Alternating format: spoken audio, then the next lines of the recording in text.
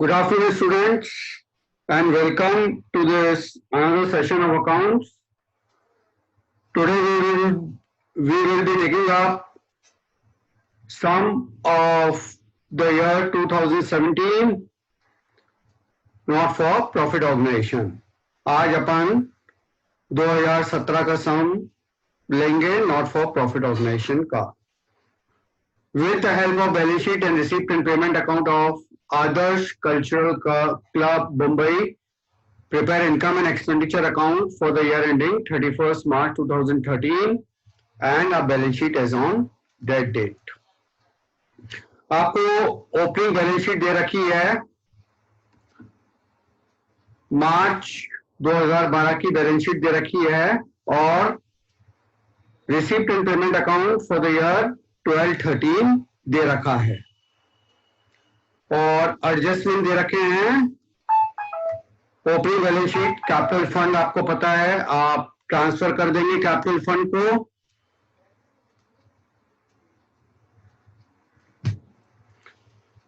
Capital fund को आप balance sheet में ट्रांसफर कर देंगे, बिल्डिंग फंड को भी ट्रांसफर कर देंगे. आउटस्टैंडिंग सैलरी, पिछले साल इतनी सैलरी बाकी थी, अपन देखते हैं उसको अपन क्या करते हैं.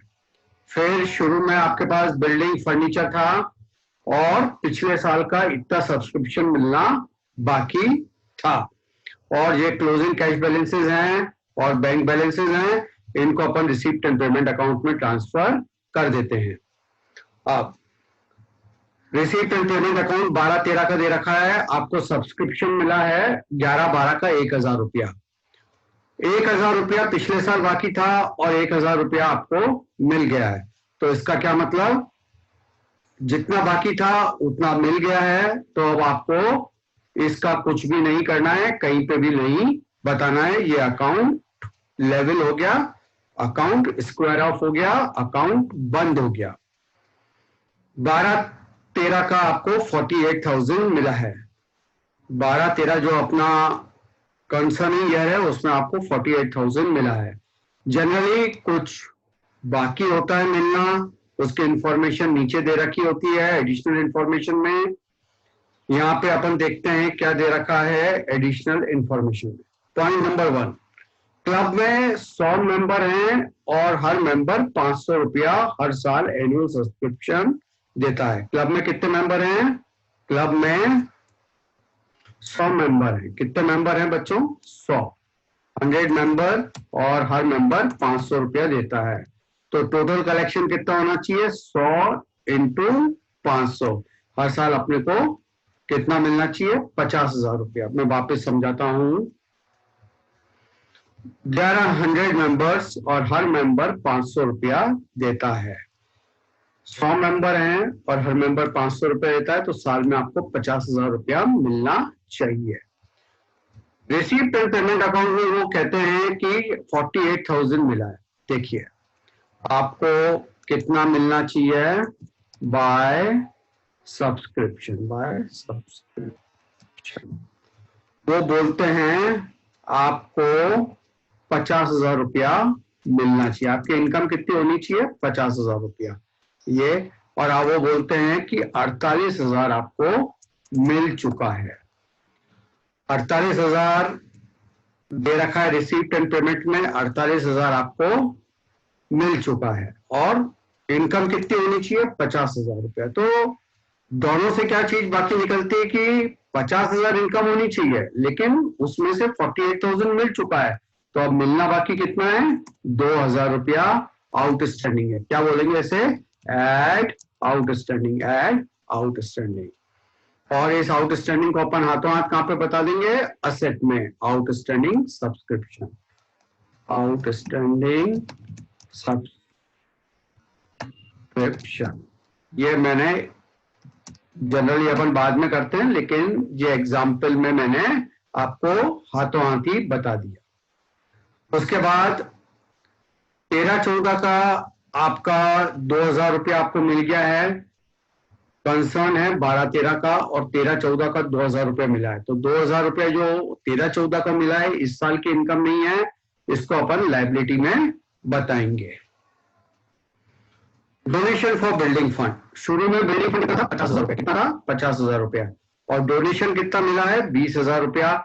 तो 50,000 में 20,000 को जोड़ देंगे और बैलेंस शीट में लायबिलिटी साइड में बता देंगे। ड्रामा रिसीप्ट आपकी रेगुलर इनकम है, इसको इनकम साइड में बता देंगे। उसके बाद सैलरी, पेमेंट साइड में आते हैं अपन। सैलरीज,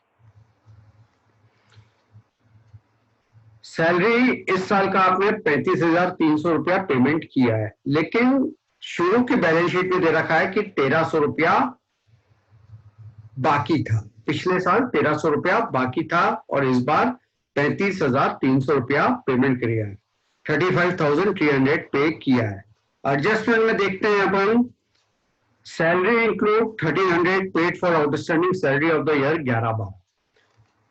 इसमें 11/12 का 1,300 रुपया ये जो है ना, ये पेमेंट भी इंक्लूडेड है। तो इस साल एक्सपेंडिचर में केवल इस साल का खर्चा लिखते हैं। तो 35,300 में से 1,300 रुपया आप क्या करेंगे? माइनस कर देंगे। और फिर वो बोलते हैं कि सैलरी आउटस्टैंडिंग 12/13 का 700 रुपया है। 35,300 में पहले तो 1,300 रुपया पिछले साल का माइनस करेंगे, इस साल 700 रुपया देना बाकी है। तो जो देना बाकी है उसको आप क्या करेंगे? ऐड कर देंगे और उसका दूसरा इफेक्ट क्या होगा? लायबिलिटी साइड में बता देंगे। फर्नीचर परचेज ऑन 1 अक्टूबर 2012, 10,000 का फर्नीचर परचेज किया। तो जो ओपनिंग बैलेंस ऑफ फर्नीचर है उसमें 10,000 को ऐड कर देंगे।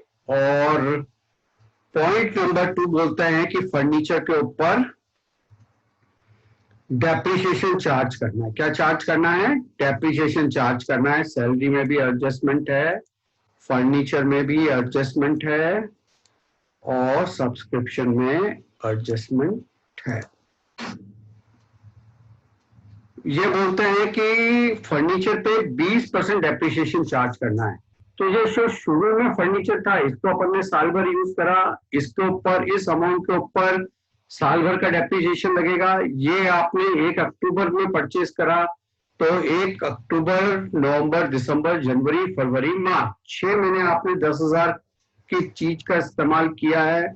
तो 10,000 के ऊपर 6 महीने का डेप्रिसिएशन लगेगा। General expenses, stationery, drama expenses सब रूटीन का खर्चा है, एक्सपेंडिचर साइड में आप बता देंगे। कैश इन हैंड और कैश एट बैंक ये आप असेट में बता देंगे। यह एडजस्टमेंट और सब्सक्रिप्शन का मैं आपको समझा चुका हूं, डेप्रिसिएशन का भी बता दिया और तीसरा एडजस्टमेंट भी मैं आपको बता दिया। अब अपन सम करना चालू करते हैं। ऑलरेडी इस साल के सब्सक्रिप्शन का मैंने आपको बता दिया है। 11/12 का मैंने आपको बताया, 1,000 रुपये बाकी था, 1,000 रुपया आ गया तो अब कुछ भी नहीं लिखना है 1,000 का। 13/14 का आपका एडवांस में मिल गया है, ये आप लायबिलिटी साइड में बता देंगे। Pre received subscription, pre received subscription कितना है आपका? 2,000 रुपया आपका प्री रिसीव सब्सक्रिप्शन है। डोनेशन फॉर बिल्डिंग फंड, तो पहले तो आपको देखना पड़ेगा शुरू में आपके पास कितना बिल्डिंग फंड था। तो अपन पहले कैपिटल फंड लिख लेते हैं, कैपिटल फंड, और उसके बाद आपका बिल्डिंग फंड। बिल्डिंग फंड का ओपनिंग बैलेंस आपका 50,000 रुपया था और कैपिटल फंड का 2,57,000, 2,57,000। अब ये बोलते हैं कि आपको बिल्डिंग फंड का डोनेशन जो है 20,000 रुपया मिला है। तो आप क्या करेंगे? ऐड डोनेशन रिसीव, 20,000 रुपये आपको मिला है, 20,000 लिख दिया और आउटर कॉलम में 70,000। उसके बाद ड्रामा रिसीप्ट, ये आपकी रेगुलर इनकम है, रेवेन्यू इनकम है, इसको आप इनकम साइड में लिख देंगे बाय ड्रामा रिसीप्ट। ड्रामा के लिए आपको थोड़ी रिसीट्स हुई है तो वो आपकी इनकम है, इनकम साइड में आपने लिख दी 28,000। ये रिसीट साइड आपने पूरी कर ली। अब अपन पेमेंट साइड पे आते हैं, बाय सैलरीज। तो आप एक्सपेंडिचर में इधर लिखेंगे टू सैलरीज 35,300, इनर कॉलम में 35,300। पॉइंट नंबर 1,300 पिछले साल का है, तो जो पिछले साल का है उसको आप क्या करेंगे, लेस करेंगे, less paid for previous year. 1,300 रुपये पिछले साल का है, वो माइनस करा तो आपके पास 34,000, 35,300 में से 1,300 रुपये माइनस करा तो 34,000। आगे ये बोलते हैं कि salaries outstanding for the year were 700 rupees. इस साल के लिए 700 रुपया आउटस्टैंडिंग था, तो 700 रुपया आप ऐड करेंगे आउटर कॉलम में, और हाथों हाथी आप इसका दूसरा इफेक्ट दे देंगे आउटस्टैंडिंग सैलरी का, लायबिलिटी साइड में बता देंगे आप आउटस्टैंडिंग सैलरी 700 रुपया आप हाथों हाथी बता देंगे।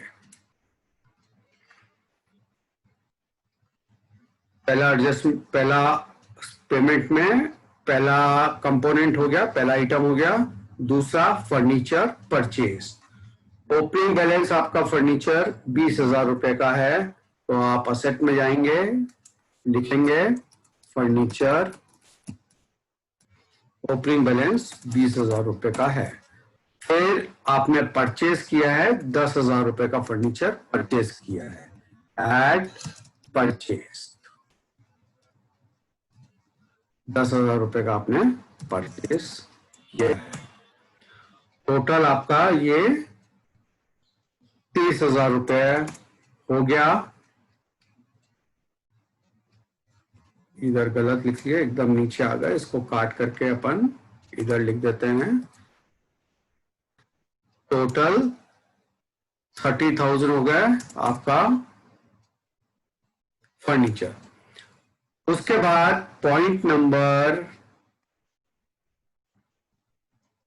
2 ये बोलता है कि 20% पर एनम के हिसाब से आपको डेप्रिसिएशन चार्ज करना है। तो देखिए बच्चों, 20,000 रुपया, 20,000 रुपया आपने साल भर इस्तेमाल किया, इसके ऊपर 20% का डेप्रिसिएशन चार्ज करना है।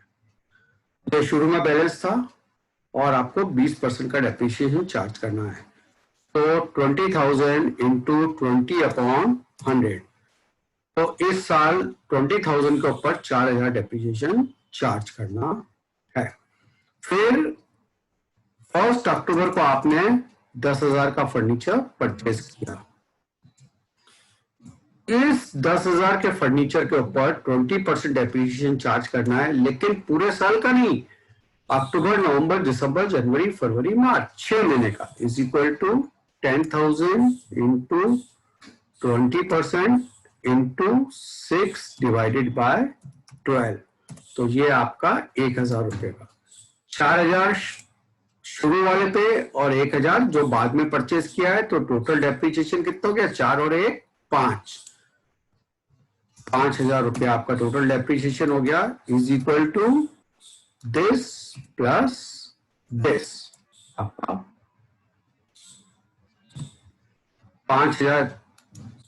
5,000 रुपया आपका टोटल डेप्रिसिएशन हो गया, this plus this.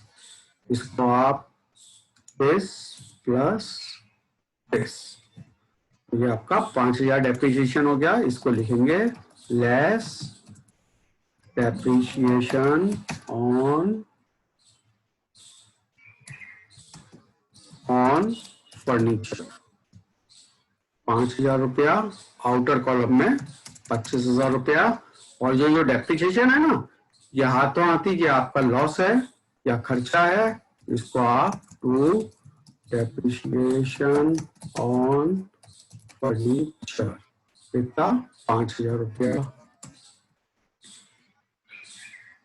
Next, general expenses आपका रूटीन का खर्चा है, रेवेन्यू खर्चा है, इसको आप लिख देंगे to general expenses, to general expenses आपका 8,400 रुपया। उसके बाद printing and stationery 4,200, printing and stationery to printing and stationery, printing and stationery 4,200।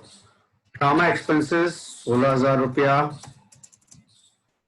Drama expenses to drama expenses 16,000 रुपया। Cash in hand, cash at bank या एसेट पे जाएंगे, cash in hand at cash at bank, cash और bank. Cash कितना है आपका, cash 4,600, 57,800। ये सारी चीजें हो गई। ओपनिंग बैलेंसेस भी देख लेते हैं। बिल्डिंग असेट में लिखना है, बिल्डिंग जो शुरू में बैलेंस था ना, आपने जो शुरू में बैलेंस था वो एज इट इज यहाँ पे 2.5 लाख आ जाएगा। अगर आपने year in between the year कुछ खरीदा होता तो बिल्डिंग अंदर लिखते, जो खरीदा होता उसको ऐड करते, कुछ डेप्रिसिएशन होता वो माइनस करते, और फिर आउटर कॉलम में आता जैसे फर्नीचर में करा है। ये शुरू में बैलेंस था, आपने कुछ बिटवीन द ईयर कुछ खरीदा नहीं है तो as it is outer column में आपने लिख दिया। आउटस्टैंडिंग सब्सक्रिप्शन को अपन कलेक्ट कर चुके हैं तो ये बैलेंस खत्म हो गया आपका। Cash in hand, cash at bank जो था वो आपने ओपनिंग बैलेंस ट्रांसफर कर दिया। इधर भी अपने लायबिलिटी के बैलेंसेस भी सब ट्रांसफर कर दिए और सारे एडजस्टमेंट भी अपन ने कर लिए। ये सब्सक्रिप्शन का भी कर लिया, फर्नीचर का भी कर लिया और सैलरी का भी कर लिया। अब अपन सारे अकाउंट्स को बैलेंसेस करते हैं। इधर की टोटल लगाते हैं तो ये टोटल 78,000 कितनी है, 78,000 इनकम साइड की टोटल 78,000। खर्चों के साइड की total 68,300 is equal to this minus this. तो आपका इनकम ज्यादा है, खर्चा कम है, तो जो निकल के आया है वो है सरप्लस। इनकम ज्यादा है तो अगर खर्चों से इनकम ज्यादा है तो जो निकल के आएगा वो आएगा सरप्लस, और ये लिख देंगे आप 9,700 रुपया। और इस साइड की आपने टोटल करी, ये भी टोटल 78,000 आ गई। 78,000 यहाँ पे भी टोटल और यहाँ पे भी टोटल। इसको अपन डिलीट कर देते हैं। अब जो सरप्लस है इसको आप कहाँ ट्रांसफर करते हैं, कैपिटल फंड में ऐड कर देते हैं। ऐड सरप्लस, ऐड सरप्लस कितना है 9,700 और आउटर कॉलम में लिख देते हैं दिस प्लस दिस, तो ये आपका 2,66,700। अब इसकी टोटल कर लेते हैं तो ये टोटल हुई 3,39,400, 3,39,400 और इसको भी जोड़ देते हैं तो ये भी 3,39,400 3,39,400 ये भी टोटल और ये भी टोटल ये आपका 3,39,400। देखिए बड़ी आसानी से आपकी बैलेंस शीट मिल गई। ये 2017 में 12 मार्क का आया हुआ सम है। देखिए कितने आराम से, कितनी आसानी से फटाफट हो गया। प्लीज प्रैक्टिस करिए, और कोई दिक्कत हो तो ये मेरा व्हाट्सएप नंबर और मेल आईडी है। आप लोग अपनी क्वेरीज को, अपनी डिफिकल्टीज को यहाँ पे लिख सकते हैं। आपके सब सवालों का जवाब दिया जा रहा है। So students, requesting you, practice and study.